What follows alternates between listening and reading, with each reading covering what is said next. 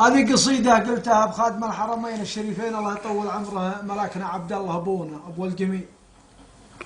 أقول يا الله يا لي ما تغيظ مخازنك، أنت الذي تعلم خواف السراير، ليت الملك يدري عن بيوتنا الزنك، والناس تسكن بالفلل والعماير، بالقيض يصلان لهيب من الضنك، وبالبرد تقل ساكنين بحظاير.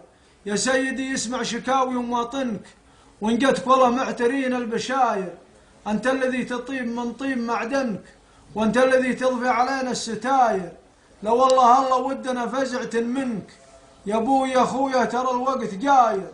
يا سيدي أنا تدهورت بالبنك، والراجح يدينا علينا جراير.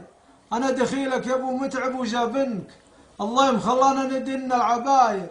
يا جيت أبي يمك يردوني عنك، كبر النفوس اللي بها الحقد فاير. لولا الولي ثم أنت ولي عليه منك، رحنا عشا مسممين الضماير. يا سيدي والله ما تنخفي عنك، إني كرهت مراجعات الدواير.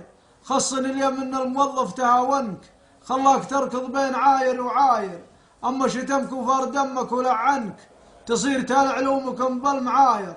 والله أنت فوق القول والشعب ضامنك، يا مجبن اللي صار بالوقت حاير. أبو الجميع وكل شعبك يعاينكم وطولنا حيين والرزق ساير وسلامتكم. صح لسانك.